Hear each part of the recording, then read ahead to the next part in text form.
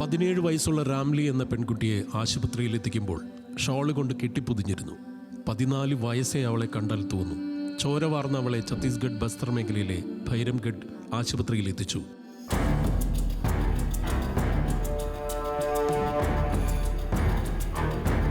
എന്തോ ഫോറിൻ സാധനം പുറം ഭാഗത്ത് തുളഞ്ഞു കയറിയെന്ന് നിരക്ഷരായ വീട്ടുകാർ. തുളഞ്ഞു കയറിയ വസ്തു പുറത്തെടുക്കാനുള്ള സൗകര്യം ആശുപത്രിയിലില്ല. 2 ദിവസം വേദന കൊണ്ട് പുളഞ്ഞു. അവളെ ദണ്ഡേവാഡയിലെ ആശുപത്രിയിലേക്കും പിന്നീട് ജഗ്ദൽപൂരിലേക്കും എത്തിച്ചു. കാര്യമുണ്ടായില്ല. ഒടുവിൽ തലസ്ഥാനമായ റായ്പൂർ മെഡിക്കൽ കോളേജിൽ സർജറി നടന്നു. ഭക്ഷണത്തിന് പോലും പൈസയില്ലാത്ത രക്ഷിതാക്കൾ മരുന്നുകൾ കൊണ്ടുവരുന്ന കാലി കടലാസ് പെട്ടിപ്പൊളിച്ച് അത് തറയിൽ വിരിച്ച് ആശുപത്രി നിലത്ത് കിടന്നു. അവളുടെ നട്ടിലിന് മുകളിലൂടെ പാഞ്ഞു കയറിപ്പോയ വസ്തു പ്രാഥമിക ആരോഗ്യ കേന്ദ്രക്കാരോ വീട്ടുകാരോ പറയും പോലെ എന്തോ ഒരു ഫോറിൻ വസ്തുവല്ല, ബുള്ളറ്റായിരുന്നു. തുളഞ്ഞു കയറി കഴുത്തിനരികിൽ വരെ എത്തി. സർജറി നടത്തി പുറത്തെടുത്തു. വനപ്രദേശത്ത് കൃഷിപ്പണികൾ നടത്തുന്നതിനിടെ രാംലിയുടെ കഴുത്തിലേക്ക് വെടിയുണ്ട കയറിപ്പോയി. മറ്റെവിടെയിൽ നിന്നല്ല, പോലീസ് ഫോഴ്സിന്റെ തോക്കിൽ നിന്ന്.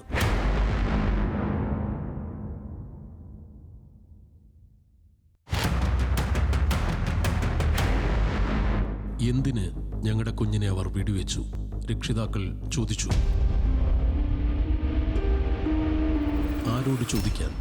മാവോവാദി വേട്ടയുടെ പേരിൽ നടക്കുന്ന വെടിവെപ്പിനും അതിക്രമത്തിനും ഇരയാകുന്ന സിവിലിയൻസ് അഥവാ സാധാരണക്കാരുടെ എണ്ണം, കൊല്ലപ്പെട്ടവരുടെ എണ്ണം ഞെട്ടിപ്പിക്കുന്നതാണ്.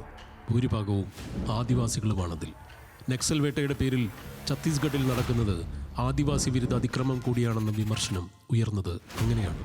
ദേശീയ മാധ്യമങ്ങളുടെ ഭാഷയിൽ പറഞ്ഞാൽ war on Maoist becomes a war on Adivasis.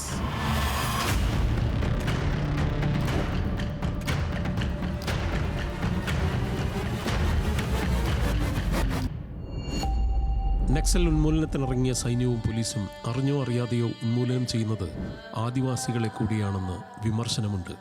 Maoist വേട്ടയുടെ പേരിൽ ഏറ്റുമുട്ടൽ കൊലകൾക്കിരയാവുന്ന സിവിലിയൻസിൻ്റെ എണ്ണം വളരെ കൂടുതലാണ്. കൊല്ലപ്പെട്ടാലും നക്സൽ ബന്ധം ആരോപിച്ച് തെളിവുണ്ടാക്കുക പോലീസിന് പുല്ലുപോലെ നിഷ്പ്രയാസം സാധിക്കുന്ന കാര്യവും.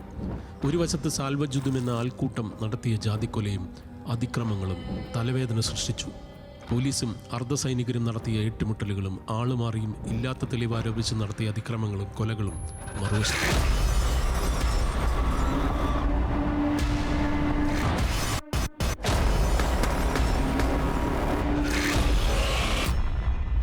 സാൽവജുദു എന്നാൽ സമാധാന സേന എന്നാണ് വാക്കിൻ്റെ അർത്ഥമെങ്കിലും നക്സലുകളെ നേരിടാൻ എന്ന പേരിൽ ചെയ്തു കൂട്ടിയത് നേരെ വിപരീതമായ നീചപ്രവൃത്തികളാണ്. അതുകൊണ്ടാണ് സുപ്രീം കോടതി തന്നെ അത് നിരോധിച്ചതും. ഇത് രണ്ടും ഛത്തീസ്ഗഡ് വനമേഖലയിലോ ഖനിമേഖലയിലോ താമസിക്കുന്ന ദരിദ്രരും ആദിവാസികളും നേരിടേണ്ടി വരുന്നു. 2024 ചരിത്രത്തിൽ ഏറ്റവും അധികം എൻകൗണ്ടർ കൊലകൾ നടന്ന വർഷമാണ്. നക്സൽ നേതാക്കളുടെ കീഴടങ്ങലും അറസ്റ്റുമടക്കം എല്ലാം അങ്ങനെ തന്നെ. 1000 പേരുടെ അറസ്റ്റ്, 837 പേരുടെ കീഴടങ്ങൽ, 287 പേരുടെ വധം. ഇതാണ് ഛത്തീസ്ഗഡിലെ മാത്രം മാവോയിസ്റ്റ് വേട്ടയുടെ 2024 കാനേഷുമാരി.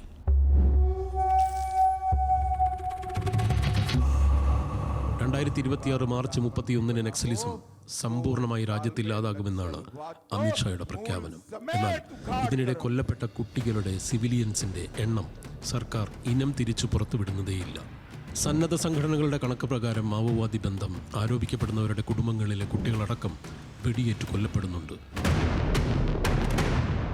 2024 കുമ്മം പല്ലി ഗ്രാമത്തിൽ 6 മാസം പ്രായമുള്ള മാംഗ്ലി എന്ന കുട്ടി കൊല്ലപ്പെട്ടത് അമ്മ മധുവന്തിയുടെ കയ്യിലിരുന്നാണ്. 2025 3 മാസത്തിനുള്ളിൽ 140 പേർ മാവോവാദികൾ എന്ന പേരിൽ കൊല്ലപ്പെട്ടുവെന്നാണ് സർക്കാർ കണക്ക്. 7500 പേർ കീഴടങ്ങി കഴിഞ്ഞ 10 വർഷത്തിനുള്ളിലെന്നും.